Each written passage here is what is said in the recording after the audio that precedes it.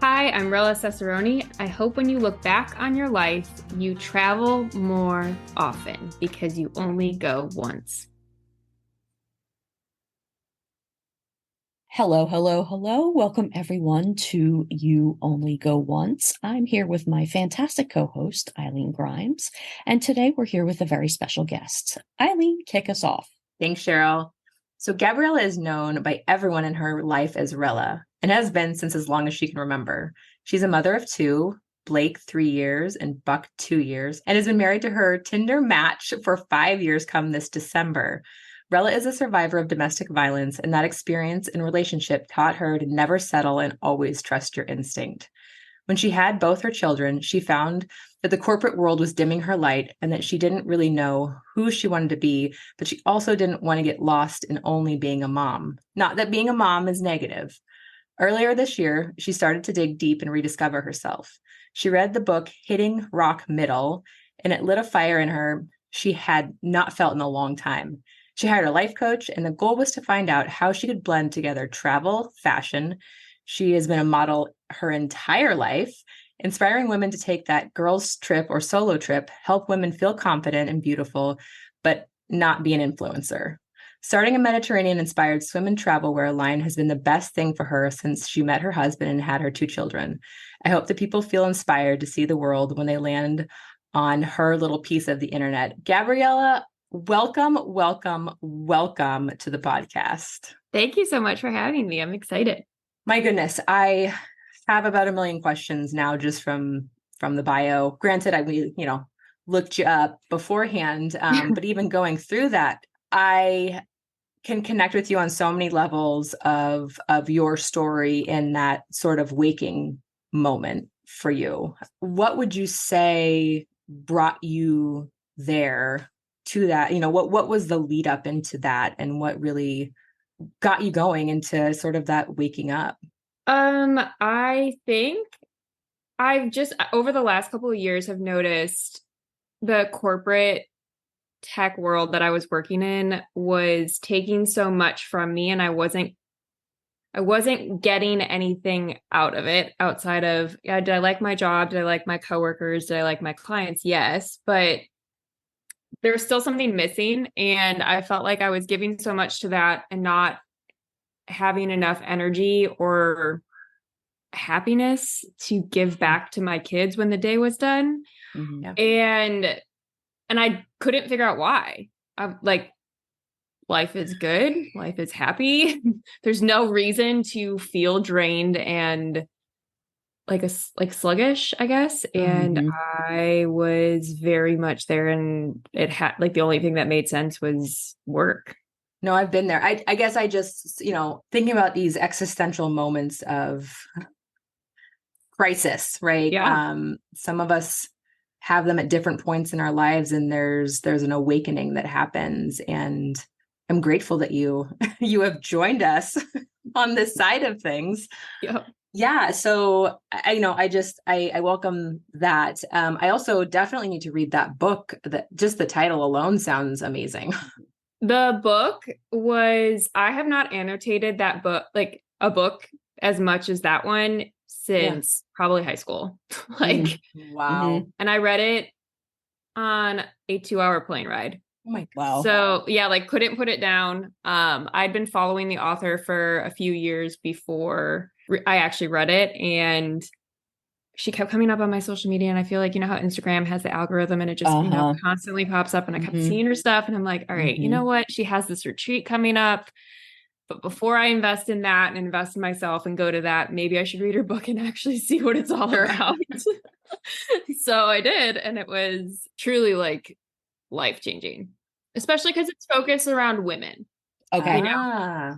So it's very much focused around the things that we go through, and like it even helps. I mean, it's not geared specifically towards entrepreneurs. I think it tends to lead that direction, but it's something where you can read this and you can be working in corporate and be like, wow, like, yeah, I am scared to ask for more money because I'm a woman. And I know that guy over there has been here for less than me, has less experience than me, and he makes more than me. Like, why do I say sorry for everything when have nothing to say sorry about?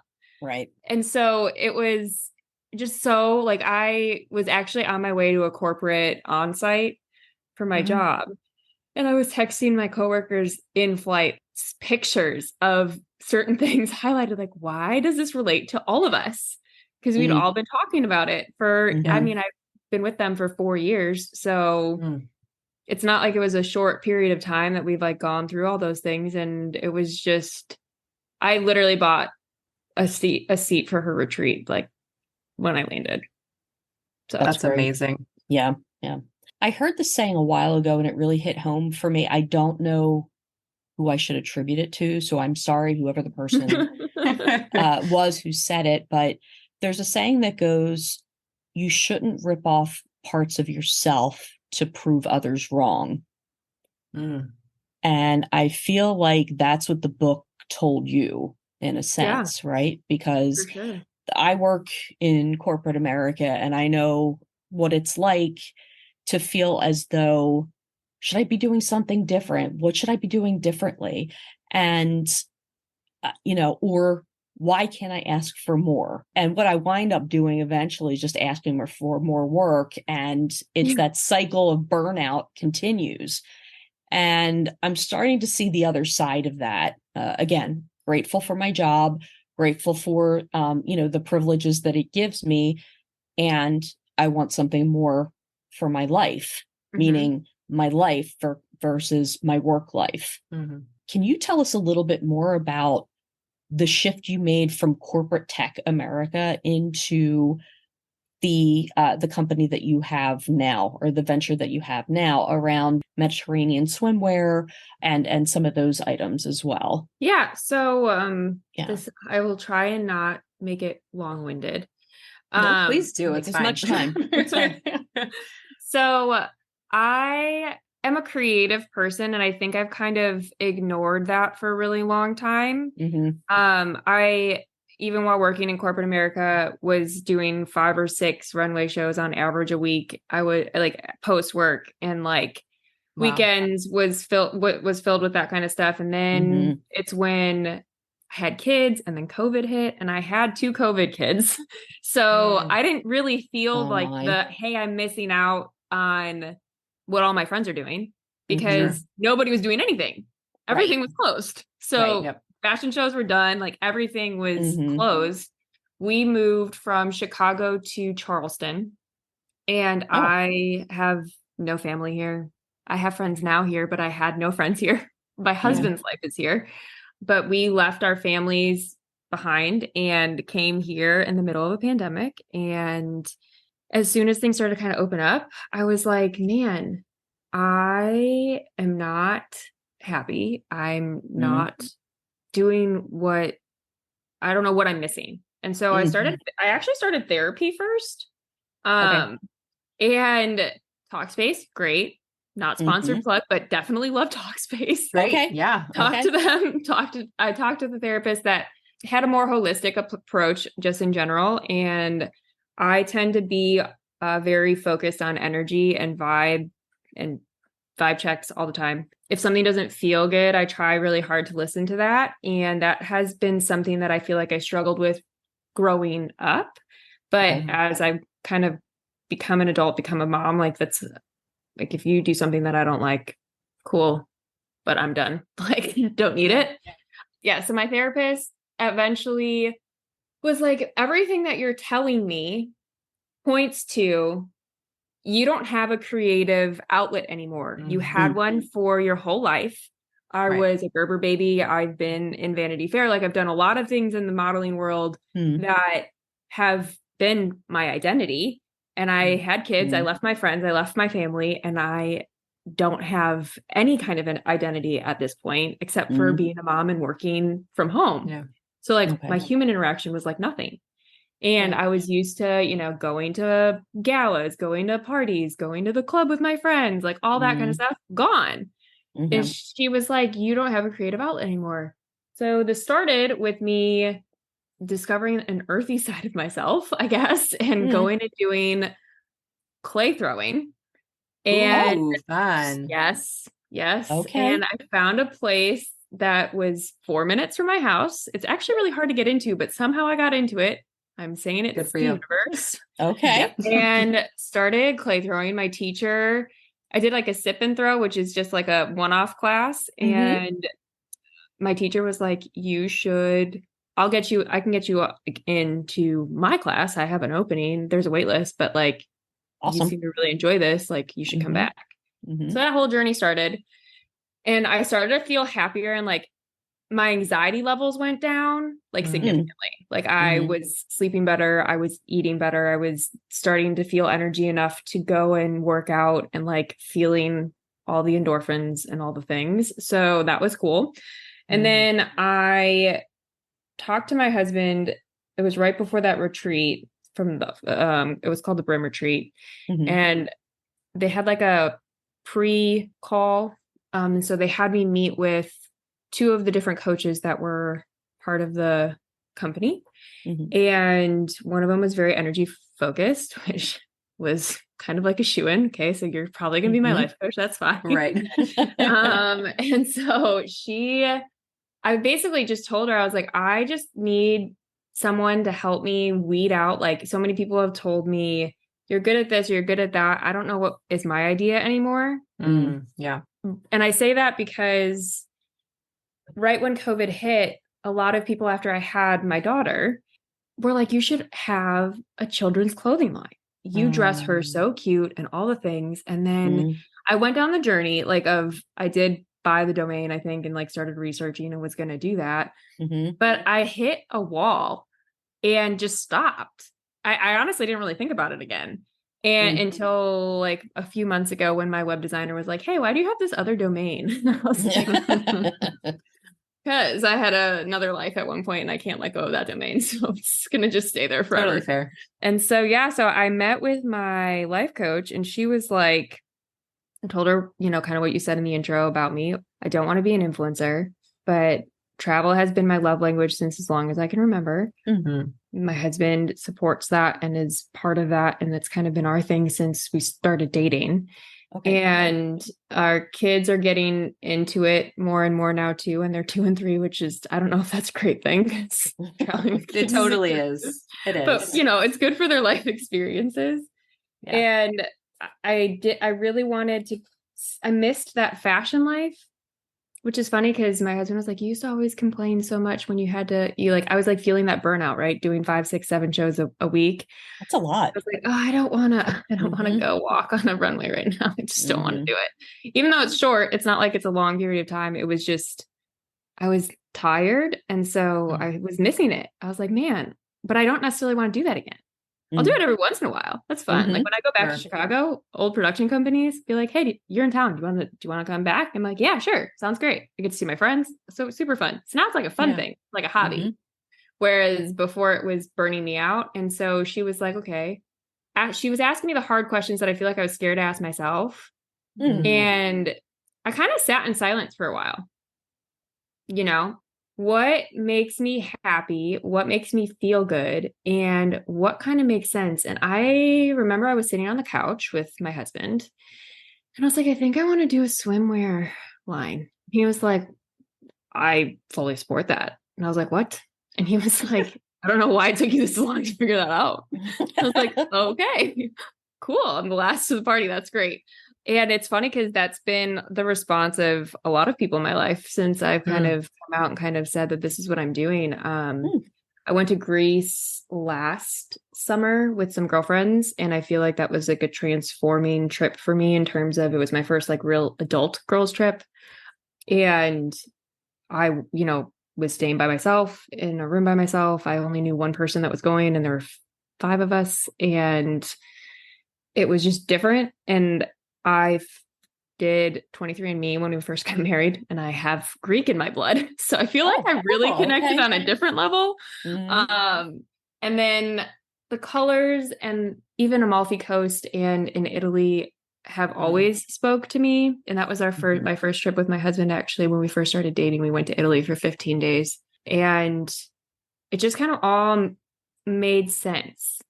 I have more swimsuits, I feel like, than I have actual clothing. And when I finally came up with the idea of this is what I want to do, out of nowhere, I had so many friends reach out to me and just be like, hey, do you know where I can get a swimsuit for this trip that I have coming up? But that isn't neon pink or a crazy pattern or orange because I'm not 18 anymore. And I'm like, I have the same problem.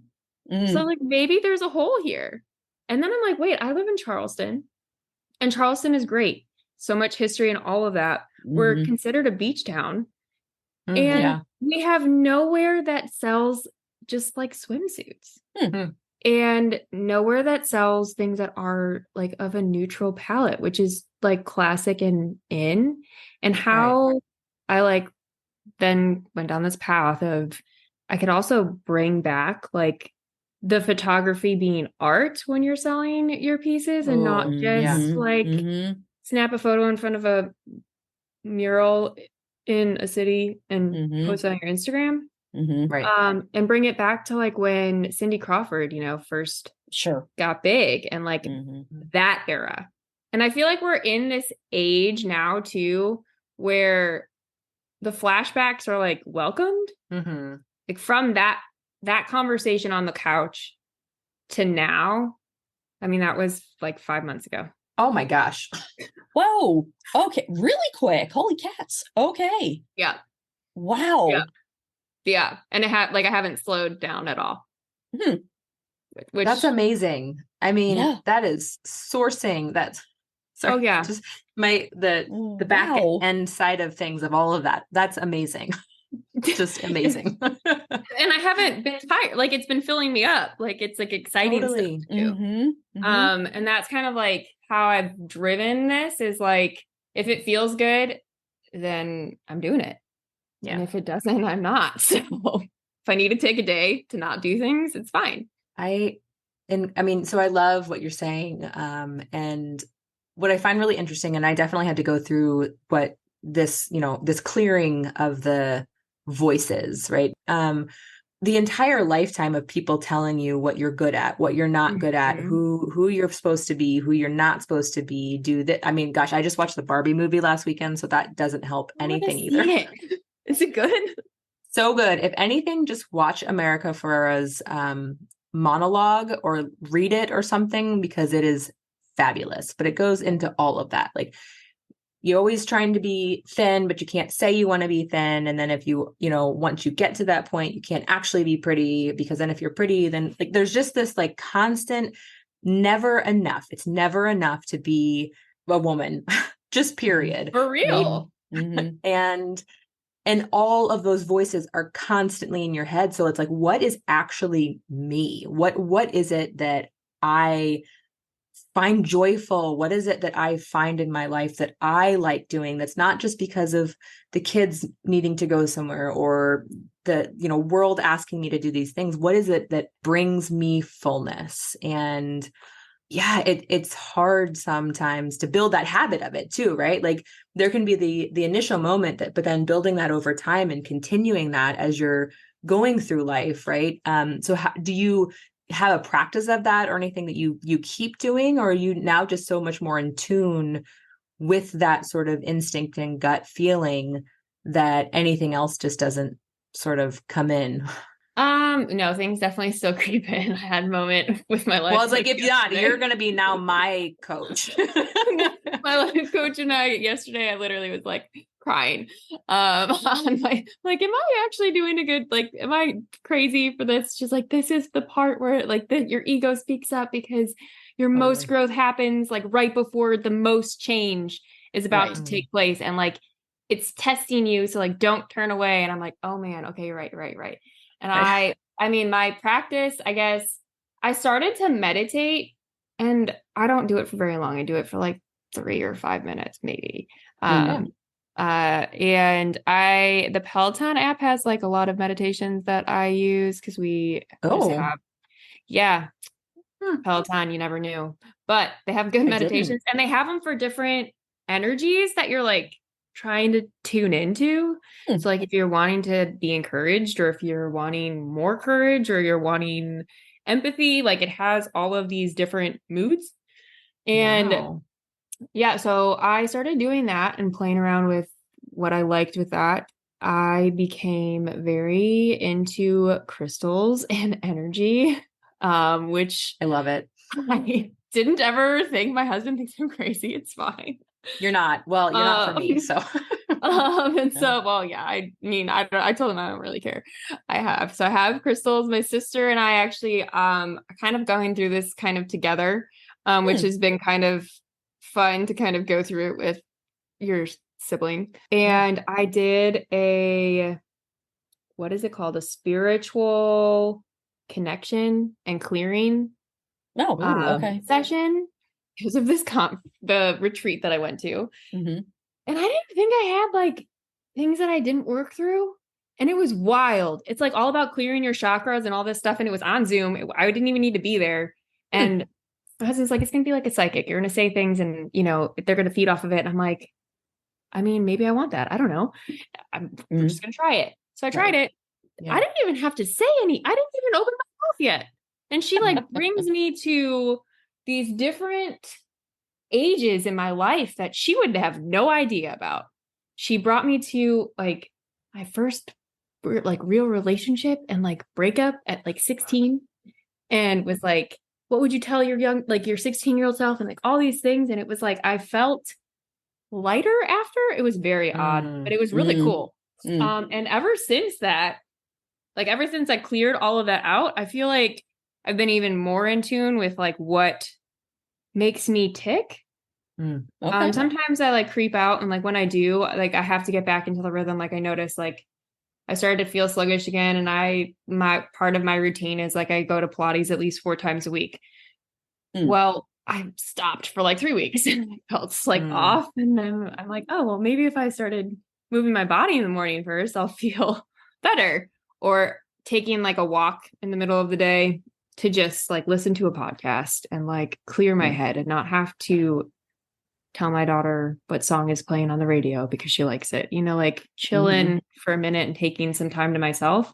Because when I forget to do that and get too busy, I find that I don't know myself anymore. Yeah.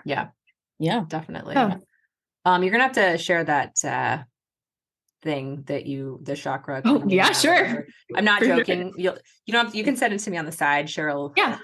We'll see.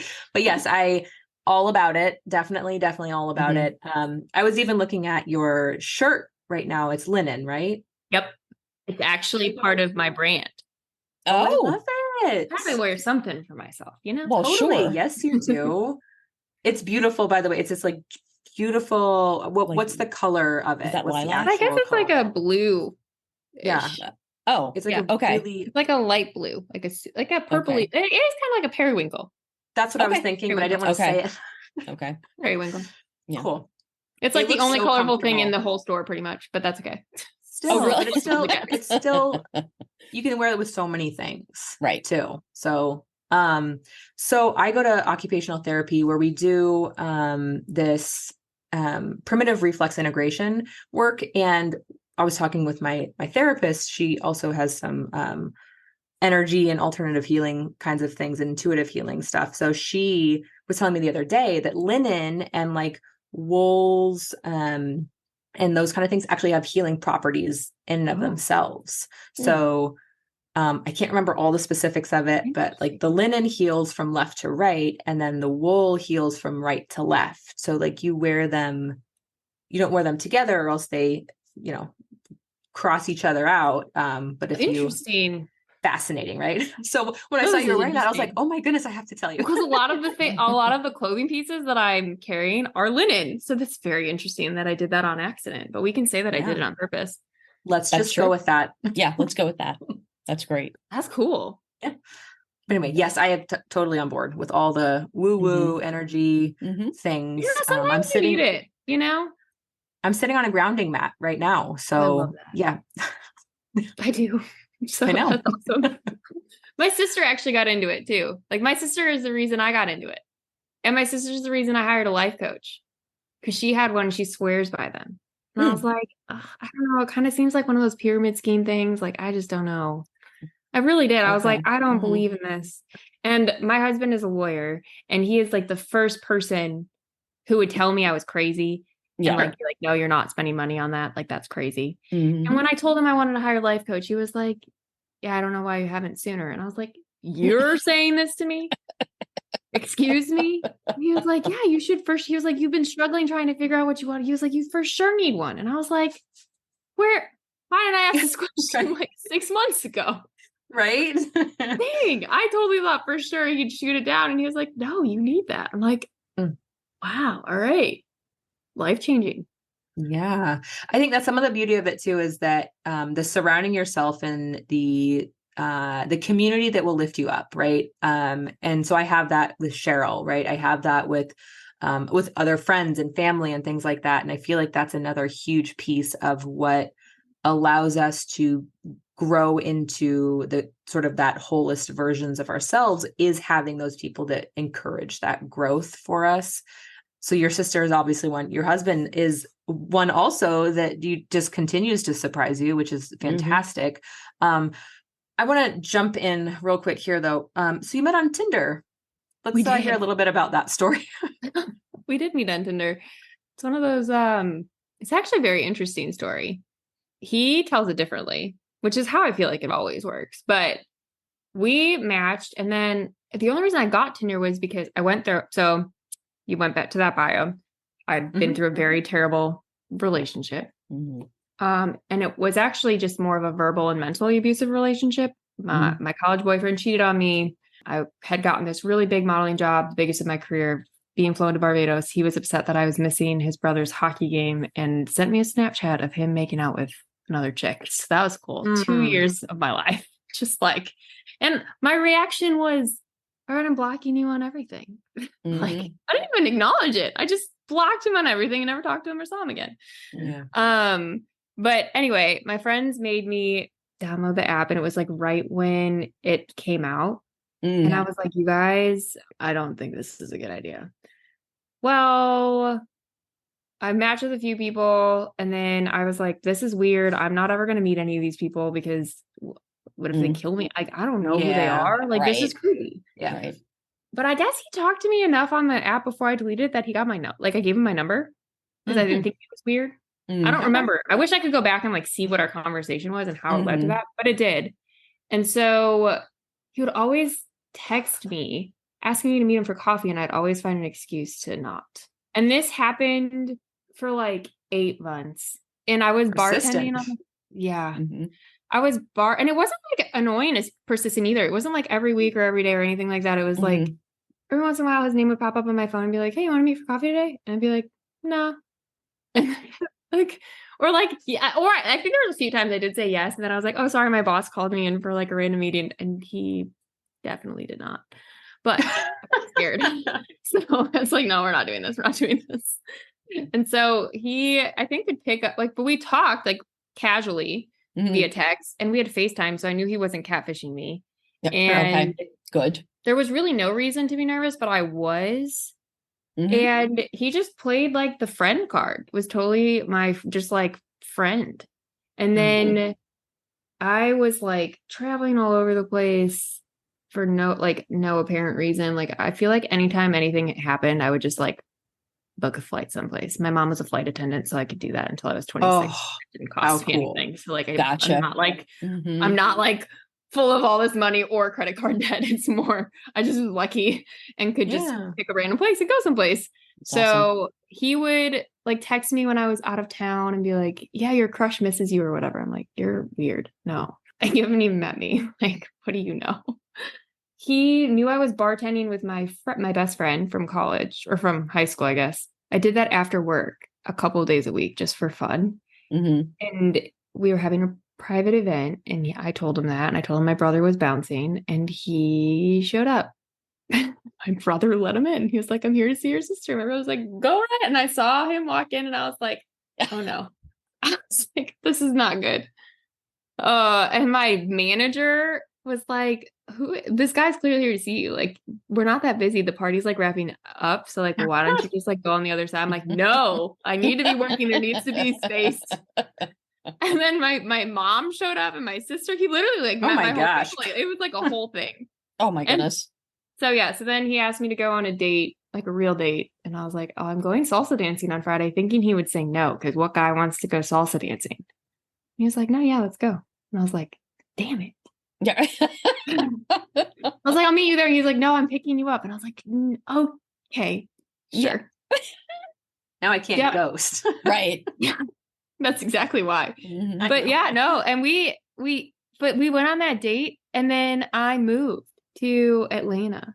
And actually, first I went to Nashville and I just didn't come back from Nashville for like 3 months. And then I moved to Atlanta for a job for training.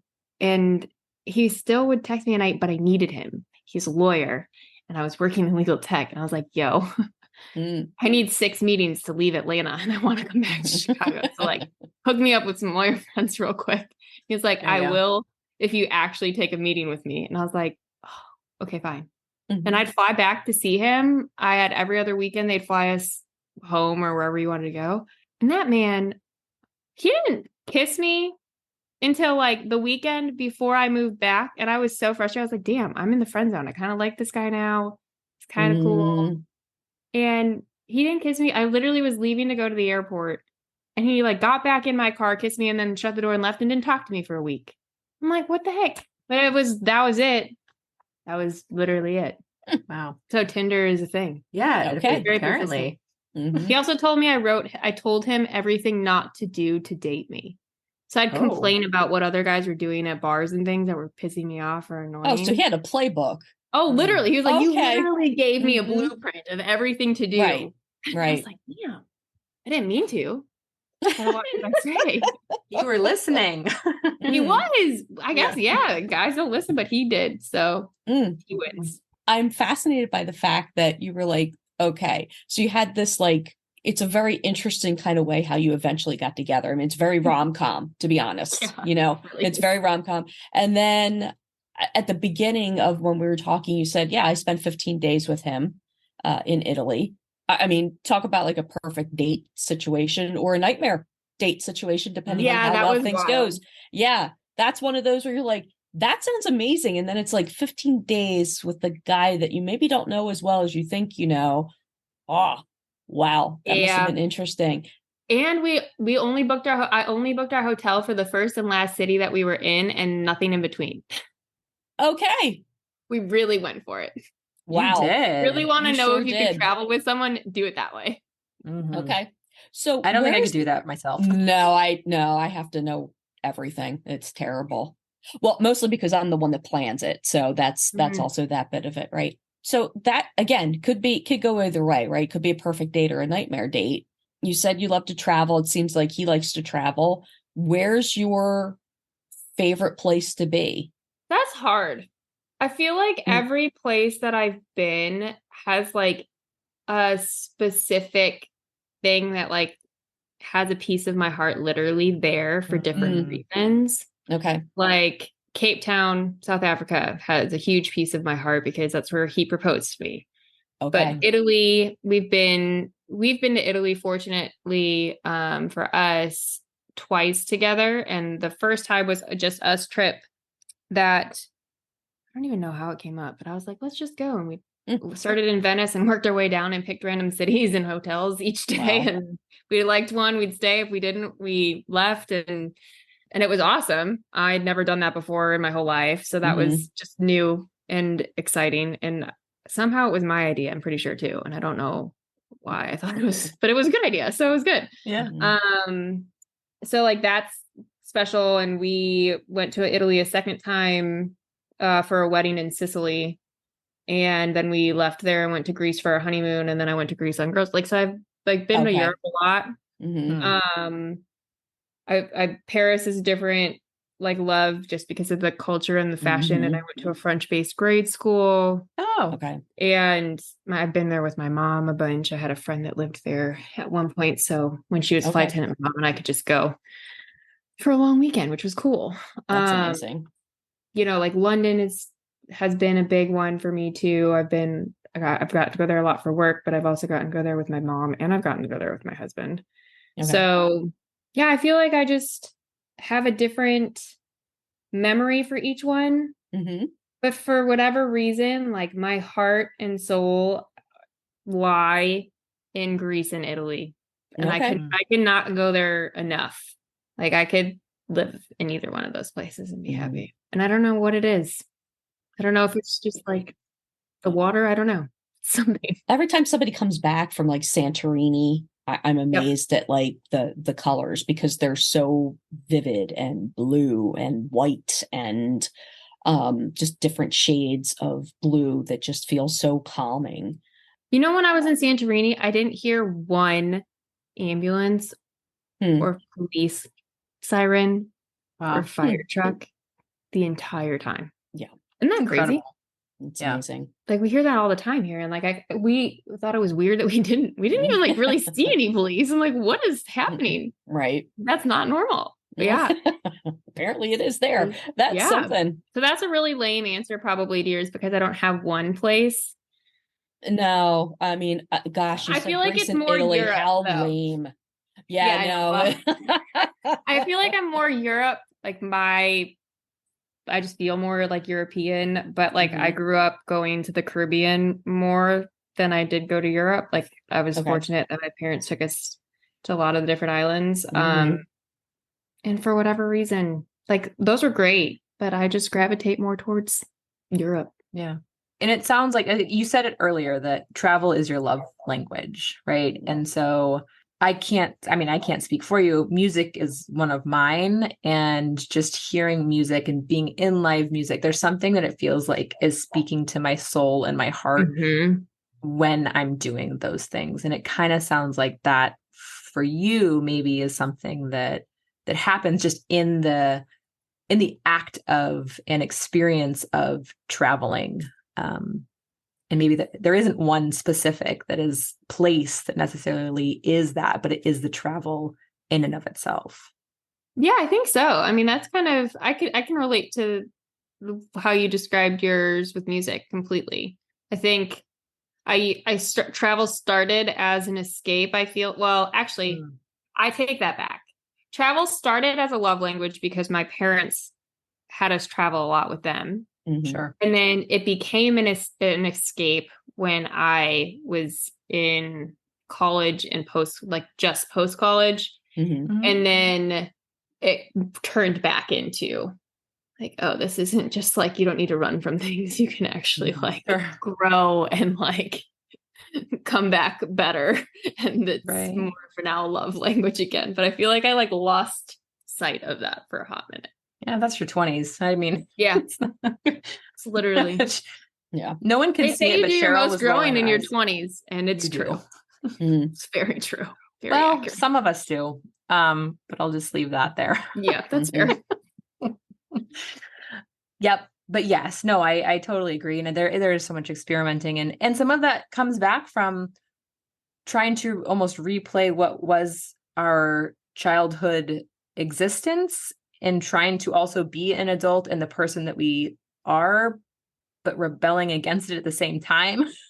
So it's like, I don't know what I'm supposed to do, but like I did these kinds of things, but I don't know. It's just a whole finding of yourself decade at the least. And for sure. You know, I feel like that's like when all my pivotal moments too happened in my life that forced me to grow, even if I didn't want to.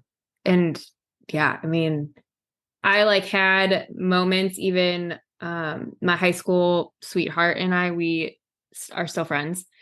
And we ended high school dating and went to college dating.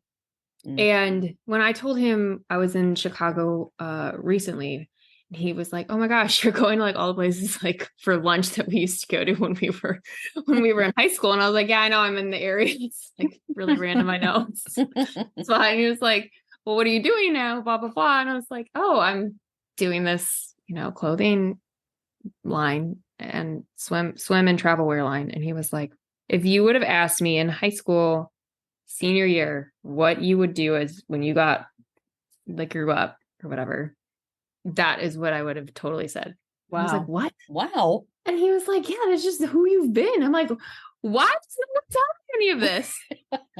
I like had career conversations with you and like was studying to be a teacher when I was dating you. And why would you not tell me this? You have to figure it out yourself. But You do. yeah, what the heck? But it's validating. Yeah, it is. It totally is. And it helps because you're like, okay, it doesn't matter how much anyone else sees me. It all depends on when I see myself. And it's nice to hear other people be like, yeah, duh. Obviously. Yeah. I know we're getting close to the end already. I do have my question. I do want to say though, there was a reason that we connected in the first place. And it's because of what you're doing with this line. This is going to be coming out just a little bit leading up to what. Do you want to share sort of what's going to be happening over the next few weeks and things like that for you? Yeah. So I am launching on September 21st. Yes. All right. I initially really wanted to launch sooner than that, but I'm happy I took the time that I did to not and didn't rush it because my favorite season happens to be fall. Me too. First day of fall. I was Same. like, this just seems like the perfect day to do it. Yeah. And my friends were like, you should launch right now. And I'm like, I could, but I'm waiting until the 21st because there's significant meaning behind it. So yes, so the 21st of September, everything will be live on the website. That's awesome. I mean, congratulations. Yes. Well done. Yeah, absolutely. And cannot wait to, be able to share this with everyone and go out and check out that website as soon as you're able. So the website will be launched then on the 21st, right? Yep. Yeah, it has been so much fun to talk with you tonight, Gabriella. Our last question comes from what created this podcast in the first place, is this whole, this is happening mindset. Obviously, you've got something coming up that's pretty darn big. And I'm not asking you to decide what world-changing idea you have next, because you've got a lot to go on and, really grow this out. As you're launching this, what are your sort of hopes and dreams? And this is happening for you that you're going to kind of continue on with the brand and everything like that. Do you just feel in your heart? Because obviously you are connected to that highly now. But yeah, what's going to be happening for you and your future? I don't 100% know the answer, but I can say that my goal, at least with this, is to always stay authentic and true to myself, but in being true to myself, true to everybody else that's out there and shopping. Like I that's very important to me, but also I want to truly inspire that self-love and exploration and growth that I feel like so many women don't take. I was one of them. And like, it takes a lot of pushing. Don't wait until you're completely burnt out to start, look for those signs. I feel like it's tied to so many things. Like it's tied to the domestic violence situation that we didn't talk about, but it's tied to that in so many ways, because you never know what somebody else is going through, but you also never think that thing can happen to you until it does. Yep. And so like at the core of all of this, it's, there is a way for you to grow past that. Forgive yourself for that happening, because it's not your fault that it did. And it took me until that spiritual awakening to actually do that for myself, because she did bring me back there and she said, you still haven't forgiven yourself for this and it's not your fault. And she was right. I didn't even think about it. And it's one of those things where you just have, like, I just want other women to know that, and know that they can also just take that trip and not feel mom guilt or corporate guilt or any guilt you want to put on it. Unplug for, even if it's for 3 days. Yeah. Just unplug for that time and focus on yourself and nobody else, not your friends, not their input. And you can look good while doing it. And the beach is a great place to do it. So that's why it all ties kind of together. Oh, I love that. Great Oh my advice. gosh. Yeah. So when are you going to be running retreats then with it? And Right. I don't know. Maybe that'll be next. I don't know. That kind of sounds fun. My friends always say, like, they're like, you should write a book. And I'm like, I should write a book about what? And they're like, your life. And I was like, who wants to read that? But maybe I will. Who everyone. knows? You'd be So- surprised. I guess. Yeah. Mhm. Maybe I will. Maybe that'll Yeah. be next. Maybe retreat will be next. I don't know. It's Yeah. fun. I like Yeah. helping people. So I heard something that helped me. Cheryl wrote a book that's out in the world. I have a book that's out in the world. One of the things that I heard that was really helpful for me is that your story, no matter what, is the Advil to someone else's headache. Yep. Right. that's very And powerful. Mhm. whatever that is, someone else needs to hear it. And I just, especially with female voices, I just want to encourage anyone who can tell a story, wants to tell a story, to tell it. And you just let us know. We'll keep cheering you on to do it. Yes. Yeah. Cool. 100%. Yes, for sure. Yeah. This hour went quick. It. Rella, how can people connect with you? How can they connect with me? Yes. Instagram is probably the best. Okay. So the Instagram for the store is Sunkissed by Rella. Well, at Okay. Sunkissed by Rella. Mhm. And then my personal one is tied to it, but it's just RelBell21. It's public, so people can DM and answer them all the time. So either one of those is the easiest. I'm always scrolling and looking for inspiration and things like that right now. So especially in launch mode, I feel like you're on social media even more than you That you want to anticipate. be. Yes. Totally. Yes. Yes. Okay, cool. This is what this is like. Yes. So yeah. Rella, thank you so much. On behalf of Eileen and myself, thank you for joining us. And this completes our episode of You Only Go Once. Thanks, everyone. Take care. See you later. Thank you.